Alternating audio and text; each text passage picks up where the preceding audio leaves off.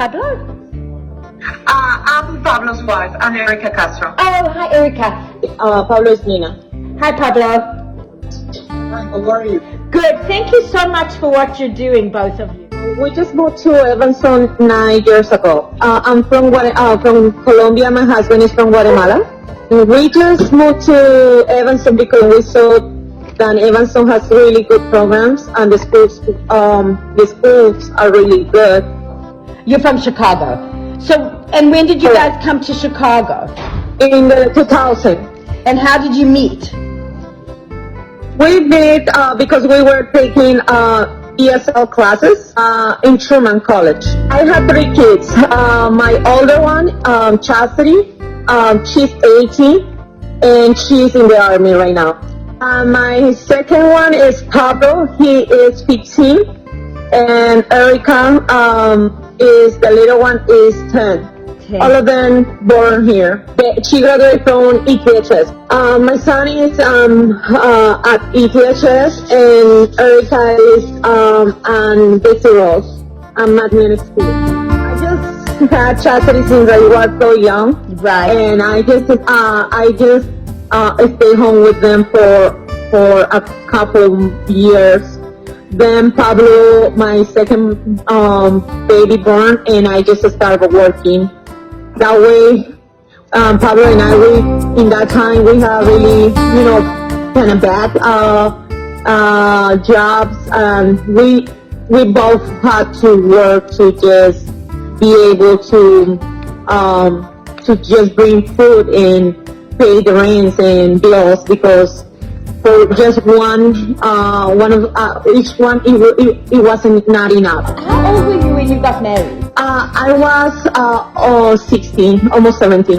Pablo was 8 years older than me. My first job was in a gift shop, where people buy roses and this kind of stuff. Then most of the time I was working in supermarkets. When I had my last one baby, I went to the school and I finished my GED, and I finished and I just they gave me a scholarship, and also I went to college to study for early childhood education. And my husband, he was studying in Guatemala for lawyer, to be a lawyer. Yeah. And yeah, I think I couldn't finish my career because, things were a little bit harder. I had to leave the school because we didn't have enough money to just keep going to school, and that is why I couldn't continue with my career. And did Pablo become a lawyer? No, he didn't. He didn't finish his career when he was in Guatemala. And why did both of you come to the States? Oh, my father, he just passed away when I was 12. When my father passed away, it was really hard time for us. We didn't have even enough money to eat. Pablo, did he have the same experience struggling to put bread on the table? Yes, he started working since he was 10, 12. Everything in our countries is a little bit different, like here, and we see opportunity here to grow. So your families are still there? The only 2 persons that are in Colombia is my mom and my brother. My sister is in Canada with my other brother. How did you start your restaurant? Our restaurant was started because almost a year ago, it was in March, when I was working in Northwestern University, and I just get hurt because I was in the residential service. And they were for me to do so much work, and I just get hurt, and I couldn't keep doing what they want me to do. I just made the decision to not just keep working there because I was really sick. They say that it will be not being so hard, and then when I start, they put me to just do 20 buildings on the weekends, just 5 people doing it, and it was too much. I had to just go into every building to just take the trash and put cleaning some toilets. They were a building that it has around 100. Just one building, then it has 100 bathrooms. You can imagine how was my back when I just came back home. I was really sick during almost one month. Wow. And I couldn't even walk. That is what I just told Pablo. I couldn't keep doing this. And what was Pablo doing while you were doing that? Okay, he was in a company for almost more than 16 years. So I was working in a service company. They do titanium racks for anodizing process. I start to tell the owner, you know what?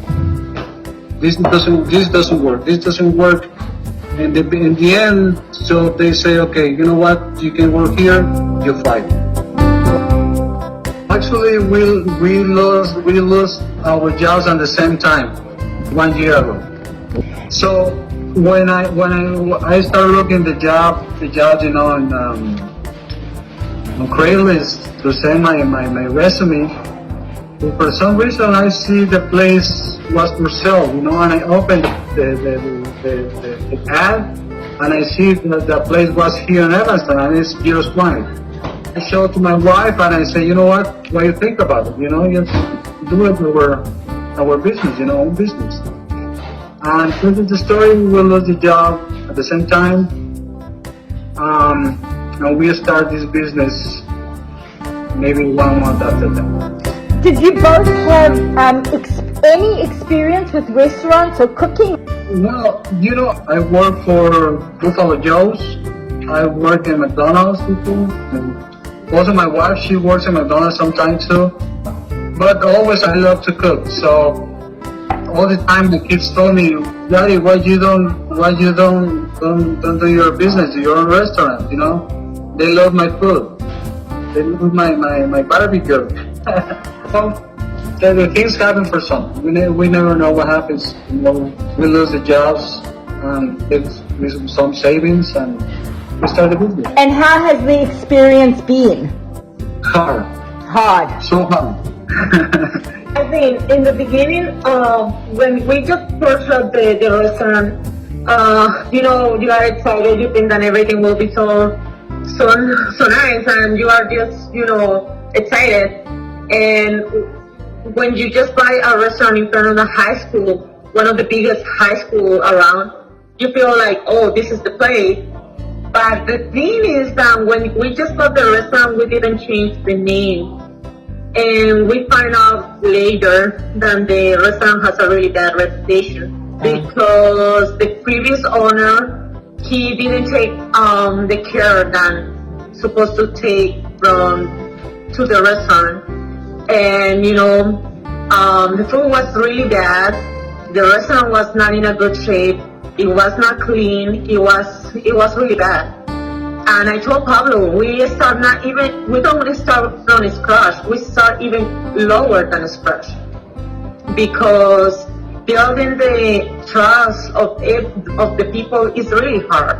It's like working day by day to change people's mind and let them know that we were new owners, that the food were different, the food, even that we now changed the whole entire menu, we just keep it.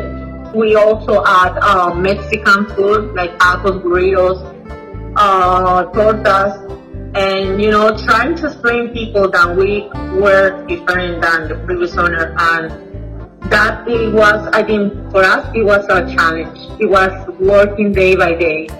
One of the reasons for why my daughter, she just left, it was because, of course, she was combined to just go to the army, but also because she knew that we were not able to pay her career, you know.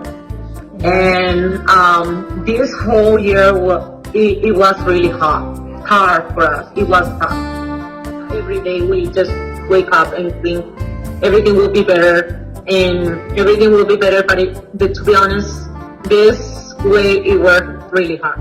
So you've been open for a year and now this has happened. We didn't even expect this from 1 year that we started, and now we see what is happening. But even with this, what is happening right now, I just told Pablo, and we were talking about how to help our community, because we come from a country that we know how difficult it is for people to just get food to their tables. We know it. That happened to us when we just came, and I know how it is. We know how it is, and it's so difficult when you don't know places or where you need to just go and find some help. We are also Tanzanians, okay? We are very, very involved in our church. Yes. We know the community pretty well, and Pablo and I, we are in so many different ministers in our church. We are also helping to just get I think when they have events, or to just make, then they just want to raise money for charity and this kind of stuff. We always help in the church. And that is why we know what is happening around Evanston. We know what is happening in our community.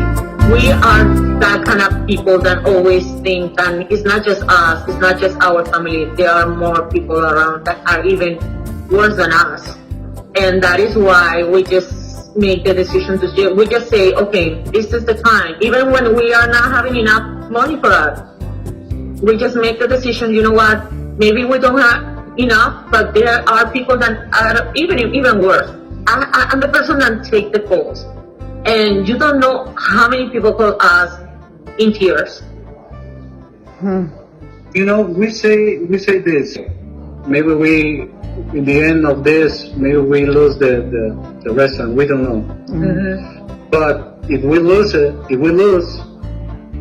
we need to do something good for our community. We believe in God, and we believe. So if we do something good happens to us too. We are talking today. I don't know if you saw the news, and they will now reopen the schools. Yeah. That means that we will not have the 50% income that it comes from the high school class, the 20% that it comes from the YOU and the city people. That means that we are. I told Pablo today we were thinking, what will we do? And we are like, that is what my husband said a few seconds ago. We don't know what will happen to us. If we will continue with the restaurant, or maybe we will be closed because we don't have any chance. Another thing that is affecting us is that people are placing orders by Grubhub, Postmates, and they are killing us because they charge people 30%, 25% plus free delivery. You can imagine how much it keeps us, how much we keep it. It's not enough. And the prices are getting higher and higher. Food is getting so expensive. And we are just, I don't know, it's like, I don't know how to explain it. It's like hopeless in some point.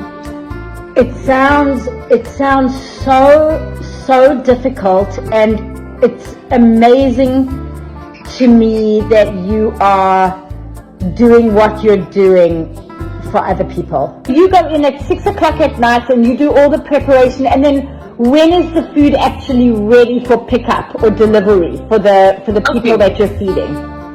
11 o'clock. I just told the families that it is very important to us also to keep open, because we need to just get some money to pay our rents, because we also pay rents, you know. Yeah. We are just cutting the vegetables and the meat maybe one day before. My kids, they help us. They're helping us a lot. I just organize the bags, like 5 meals in one corner, the 4 meals in another corner, in another table, and I just separate them by names, numbers, and then I just give it. And then I just I know who are coming, who are not coming. When people are not coming, I just call another family. Right now, I have 20 families that are unserved. There are 5 more families that I need to serve, but I told them, if there is people that are not coming to pick it up, I will call you. We have a number. We cannot have more than that number because we don't have the money. Yeah. And people keep calling and I just say, give me your phone number, give me your information. How many people do you want me? Do you need for how many people do you need the lunch? I just take all their information and I just put it in a notebook. And if people are not coming, I call them. You know what? I have 5 meals. Do you want to come and pick it up? And they just come. Because they come every single day, and it's because they are hungry. There is a lot of things that are happening outside, and there is a lot of need that people have. And I feel that even when the days are getting more and more than people need, they are not able to go to work, their situation will be even worse and worse and worse. Last week was the Holy Week for us. We are Catholics, we are Christians. So, I don't know if you're familiar with Chef Q. Okay, she comes to the restaurant and talks to us, and she presents herself and says, you know what, I'm Chef Q, blah, blah, blah. She was very nice, you know. And we start talking to her about our community, what the struggle of the community is passing now, you know? Because they are behind for many reasons, you know, the language, the technology, they don't know how to use the computer, they don't know how to use sometimes the phones. And the immigration status also, they don't have the chance to go any government office, or, you know, they're losing their jobs now. We know cases that, you know, mom and dad don't have any income for weeks. We know cases, many, here in Evanston, just here in Evanston, many cases. And the people don't know because, you know, like, Hispanic community are like are afraid on the shadows, you know, it's very hard. Well, you know, Chef Q was here, we was talking about, the next day she called us and said, you know what, Pablo, I want to give you $200. And with that, we start serving free meals to the people. Even before that all this happened, we were just talking with many people trying to just get some help. That is why my daughter, she just enlisted to the army last November. Because I told her, Chastity, believe me, it's so heartbroken when you have to let your daughter go away. It's so difficult. It's really painful. It's the first time that I be away from my daughter, and it's because you don't have any other chance. It's really rough, and you guys sound like you've just been working so hard. Believe me, you don't know how many hours we were working during the entire year. It's almost 16 hours. Who's with your kids at home to do the schooling, the homeschooling? Okay, they come here before of this. They came and they stay with us, helping us, and because this is a family business, you know, helping us. And my son is helping Erika with her homework. We'll also be here around her, you know, trying to be with them. Right. After school, you know, the high school is across the street. You know, it was pretty easy for them to just come to the restaurant after school. Right. Now that there's no school, are they in the restaurant with you and they're on their computers learning? Correct. They are doing the computer learning and they are also helping us. And we are teaching them how important, because they say, Mom, what this food is, why we are making so much food? And like it's because we need to help.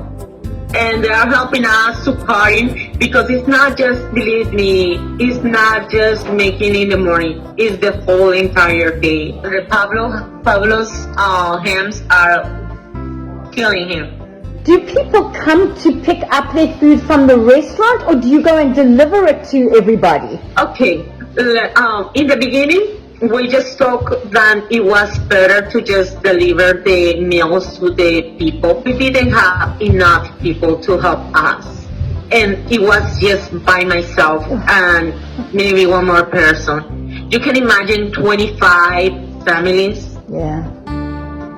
And I explained to them, I call people and I say, you know what, if you can just come to the restaurant and trying to just come, I really appreciate it. Because it's not just, it was too much. And people are coming. Most of the people, for example, all the people that I had in the list, they come every single day. Yes, and we are still having waiting lists. But right now what we are doing is even taking money from our savings. We didn't even pay my bills. The bills from the restaurant, we didn't pay it yet because we had to use even our savings, the little our savings that we had to just trying to just feed people. We knew that it will be challenged. We knew that we need support from other people. Is we to be able to do it. And we were just, doing our jobs and this when this lady came, that is Chef Q, she just came to buy something to eat.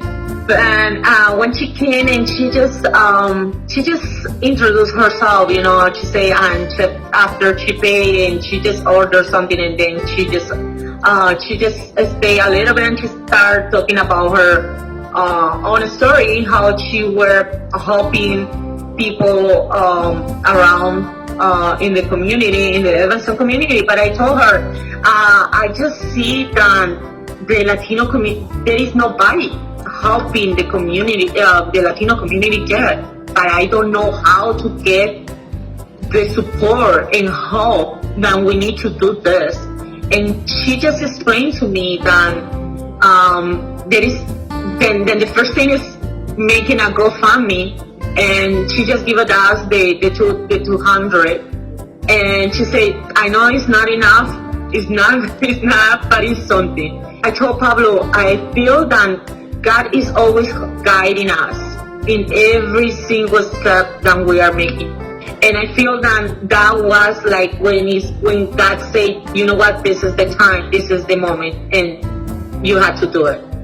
And we just make the decision that even though that we are having a lot of struggles, it doesn't matter. We will not be able to do it. At least we try, and that is something that I just wanna keep in my heart. What money were you using to buy all this food for all these families? Since we start giving the food, we are using our money. And then she gave you the 200, and then you started the GoFundMe. And now you've got some money from the Evanston Community Foundation. Do you need people to help you with or getting the food done and making deliveries, or is it mostly money that you need? We are trying to do the most that we can do is because my son is also, he has asthma.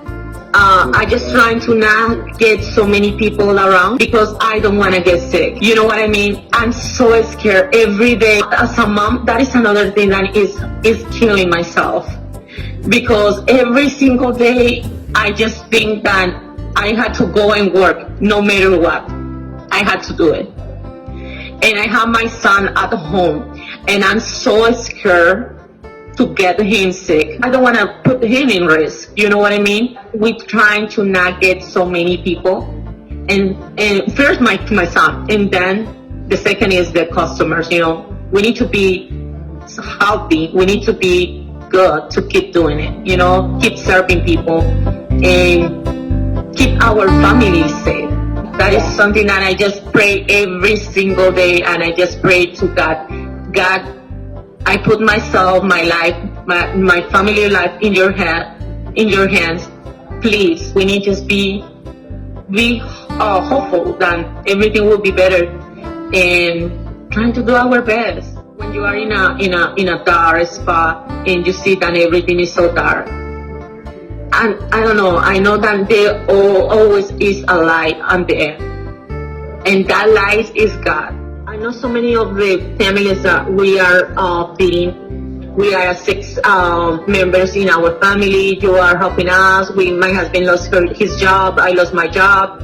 And they send me the picture. It's not the only message that I just get. I get so many different messages, but this one, it was really powerful because they sent me the picture, and it was really, I was crying. But there needs to be light around this pandemic, because I feel that people are getting closer. And before everything was so bad, I remember that one day we went to Denny's and we were sitting, and there were people trying on the other table. There were people, white people, and they were talking about, they were Trump supporters, and they were just talking really bad things about the Latino community. And I don't know if they did it because there were a lot of Latino and our table were close to them.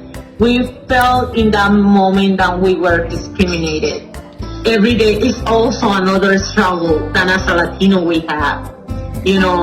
We are dealing with this kind of situation, and what I see right now is that even with this thing, that there are people that think in a different way. There are people that are getting closer and closer. There is love and community. And it sounds like the way you live your life, you always look for the best in people.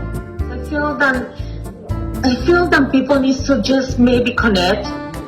Everybody has so many challenges. All this hate and all these things, it doesn't make any sense. Do you ever think that it would have been better for you in Guatemala and in Colombia, or despite all these difficulties, is it still better to be here? No, you know what? When I came, I was almost 15. I love my country. I'm so proud to be a Colombian. But I just want to be honest to you. Things there are really, really difficult. People are hungry. People are not having any other choice. And since I came here, I feel that this country is my country. And I just told my kids, since they just had since they just had any concept, that I say, you know what? You are American. You are from here. It doesn't matter what color you are. It doesn't matter what your parents are from. You are American. You have the same rights that every American has. And you need to love your country, no matter what. I feel the challenge, life is a challenge. And it's beautiful because it is like that. Because what happens is you don't have any challenge in your life. You will not learn. If I will not have any challenge in my childhood, maybe I will just see everything like, oh, I don't care. Yeah. Oh, maybe I don't, because I didn't see it. I didn't touch it. I didn't live it. I remember that even when the beginning it was so difficult. You can imagine how difficult it was when working with your husband 24/7 is challenge. It's like, and my husband and I, we are completely different. He's the kind of person that he's really responsible. I am, but he's more. He's very disciplined.